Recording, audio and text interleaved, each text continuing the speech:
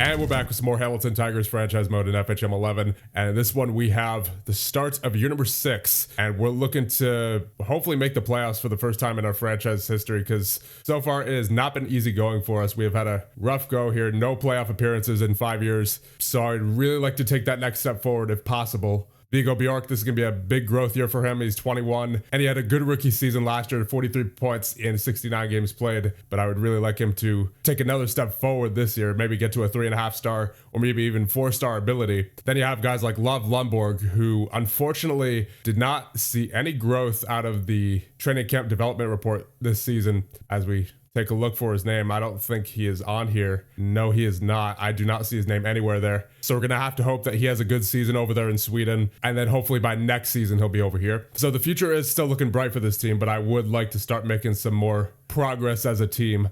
And hopefully we can do that with some of our new acquisitions, including Rasmus Andersson, who we traded Kaliev for. And we traded him so we can make room in the top 6 for guys like Eklund, who, of course, we acquired at the trade deadline last year. And, of course, he had a limited time with us last year, only 15 games played, only 5 points. So we'll see if he can do better this year. Then, of course, you also have the acquisition of Spencer Knight. He, I think, is going to be the main wild card here, as I think some of our success this year is going to depend on how he turns out for us. So let's just quickly go over our roster before we head into the regular season. You have Knight and Silovs in goal. On defense, you have Nemetz, Harley, Lundqvist, Anderson, Dickinson, Ferraro, and Sandberg. And at forward, you have Ryabkin, Savoie, Marchenko, Newhook, Greg, Bjork, Eklund, Nadeau, Frundell, Stenberg, Colton, Nemetz, Gastrin, and Soto. So with that being said, let's get through the first part of the season, and we'll see what September and October bring us. So an interesting player on waivers here, Will Sharp of the Washington Capitals, only 22 years of age, 2.5 star ability, 3.5 star potential,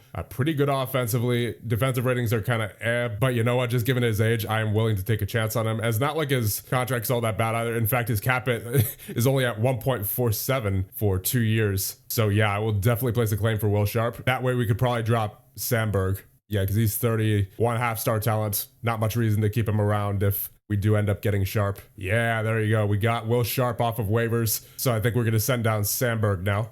Silovs with a fractured skull, indefinite. That is unfortunate. But luckily, Spencer Knight in 10 games played so far has a 944 save percentage. Excellent signing so far. If he can keep that up, then he might have to be our main goalie for the foreseeable future, as we are currently 8-3 on October 17th. We are somehow, despite our record, 5th in the Atlantic. So the Atlantic is kind of very competitive right now. Although it is worth noting that we have played far fewer games than teams like Tampa, who have 17. We only have 11 games played so far. So now with that injury to Silovs, we're going to have to call up either Stauber, Ravensbergen, probably not Charland. How's Ravensbergen doing so far? I wonder, like, why is the AHL team so hesitant to use him? Like, it seems like they're just using Stauber the whole time. Stauber and Tjarland. Ravensbergen hasn't gotten in there at all. Yeah, I may as well call him up. I just want to see what he's capable of.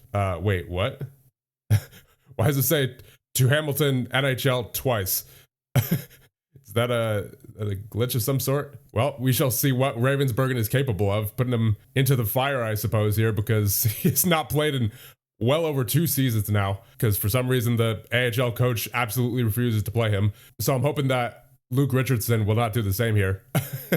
But I suppose it wouldn't hurt to sign another free agent goaltender just in case. I'll sign Joseph Wall. 1.8 for 3 years. Sounds good to me. I'll try to take him down a little bit. 1.75. All right, that's good for him. So now we have Joseph Wall on the team as well. So actually, maybe I will send Ravensbergen back down to Brampton. Yeah, so actually, you know what? Maybe, yeah, I should release Stauber, because he's 30 years of age, and he's been doing terribly the past couple of seasons anyway. So yeah, I'll just, first of all, I'll see if I can get anything for him by chance. Yeah, I could get a 5th. Okay, then I'll send him to Portland. So now hopefully that means Ravensbergen will actually get some starts down there. All right, so we're currently on November 1st. 14-5 is our record, and I think I know who is responsible for a large portion of that success. That would be Spencer Knight. In 16 games played, a 945 save percentage. This man is playing out of his mind right now.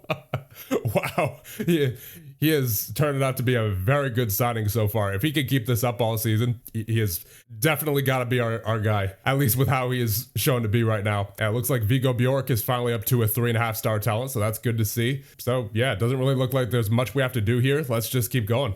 Ooh, Victor Eklund out for 2 to 3 months. But we're here on January 1st. We're currently 28, 16, and 1 Unfortunately, it seems that Mr. Knight has fallen back down to earth a little bit. 916 save percentage now. So not nearly as dominant as he was at the start of the season. In fact, he's had a bit of a rough stretch here over the past few games. 829, 875, 872, 882, 895, 867. That's rough. But I do have hope that he will be able to rebound. And Joseph Wall in 12 games played has a 908. So he's doing a good job of covering for Knight whenever he needs to. Then a look at the player stats. Vigo Bjork leads the way with 42 points in 45 games played. He is slowly starting to dominate. And I think we're seeing the emergence of the second overall pick of a few years ago. And it's going to be a thing of beauty to see him at his full potential. He's currently got 59 hits on the season as well, so it looks like he is turning himself into an overall complete player here. Then you have Marchenko with 38 points, 36 for Ryabkin, 32 for Nemetz, 30 for Savoie, 26 for Newhook, 24 for Lundqvist, 22 for Adam Nemetz. Then you have 20 for Nadeau, 19 for Hartley, 12 for Anderson, 11 for Dickinson, 9 for Frundell, Sharp, and Stenberg, 8 for Colton, Ferraro, and Gregg, 7 for Eklund at 37 games played, so he was really struggling there prior to his injury.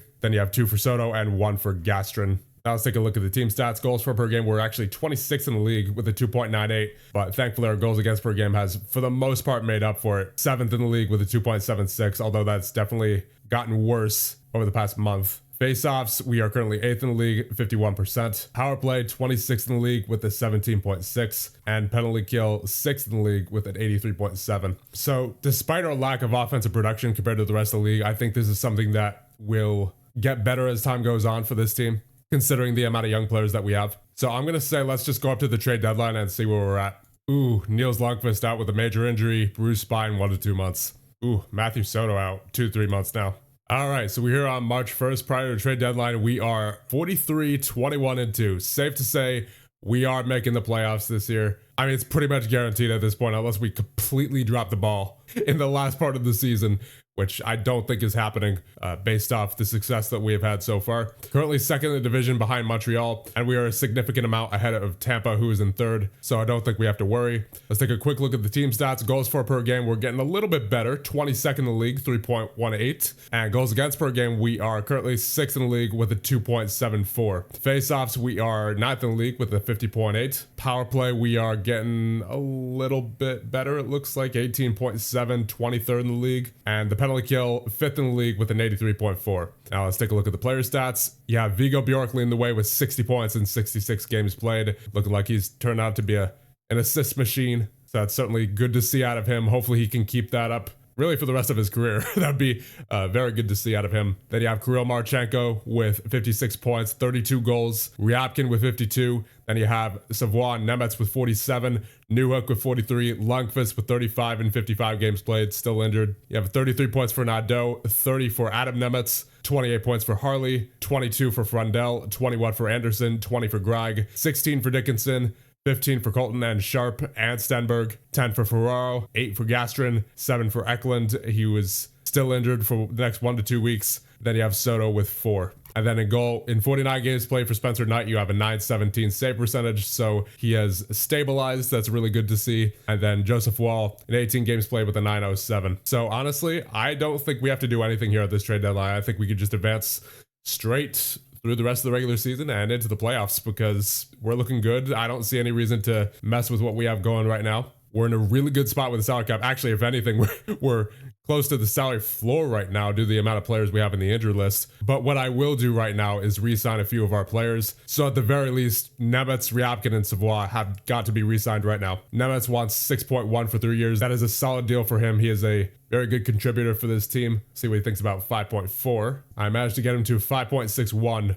for 3 years. We'll definitely do that. And now what does Ryabkin want? 5 mil for 3 years. And I got him down to 4.62 for 3 years. And now Savoie, what do you want? 5.5 for 3 years. And I managed to get him down to 5.28 for 3 years. I think I'm also going to want to re-sign Lundqvist. He's been pretty good for us over the past few years. Although I'm worried about what he's going to want on his contract. Because he's currently making nearly 6.9 on his cap hit. I think he's probably going to ask for like 7.5, I'm going to guess.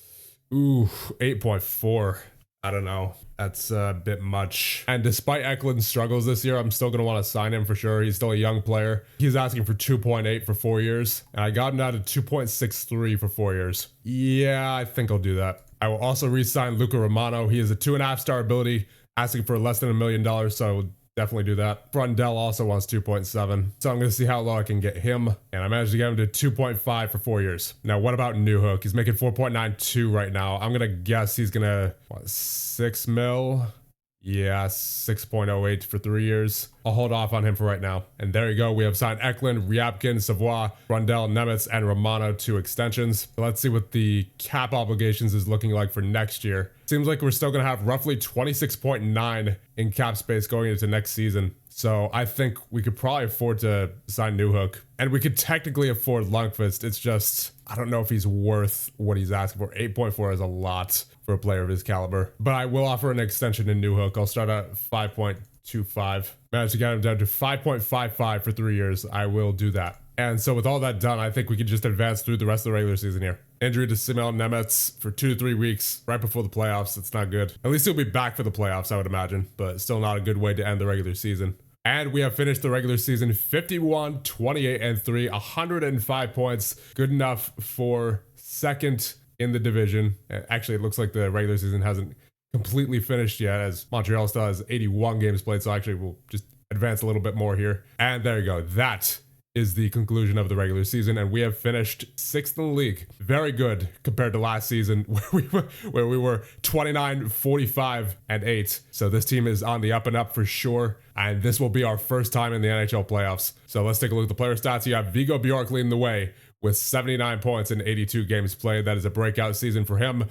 Hopefully he just keeps getting better. He's still a 3.5-star ability, but he's looking like he will get to that 5-star potential before long. Then you have Marchenko with 67. You have Ryabkin with 64, 61 for Savoy, 53 for New Hook, 52 for Nemitz, 44 for Lundqvist, 43 for Harley, 41 for Nadeau, 36 for Gregg, 34 for Adam Nemitz, 32 for Frondell, 25 for Anderson, 23 for Dickinson, 21 for Stenberg, 20 for Colton and Sharp, 15 for Ferraro, 13 for Eklund, 12 for Gastrin, and 4 for Soto. And then in goal, you have a .915 save percentage for Spencer Knight in 62 games played, and Joseph Wall with an .895 in 22 games played. Safe to say, Spencer Knight is going to be starting for us in the playoffs, and we'll see what he can do. Now let's check out the final team stats for the season. We finished 16th in the league for goals for per game with a 3.33. Goals against per game, we finished 7th in the league with a 2.87. Face-offs, we finished 6th in the league with a 51%. Power play, we finished 25th in the league with an 18%. And the penalty kill, we finished 3rd in the league with an 83.5. And actually, this is perfect timing as Simon Nemitz has come back from an injury, so he will be available for the playoffs. And Luke Richardson redeems himself after a terrible first year here, but it looks like we are much better now. Undoubtedly, thanks to some of our veteran acquisitions in the offseason, such as Knight and Harley, the emergence of Viggo Bjork, we are finally starting to get better here in Hamilton. And we'll be facing the Toronto Maple Leafs in the first round of playoffs, who were 41, 33, and 8 on the regular season. So with that, I think we'll end things off here. And the next one, we'll go through the playoffs of year number 6 with your Hamilton Tigers.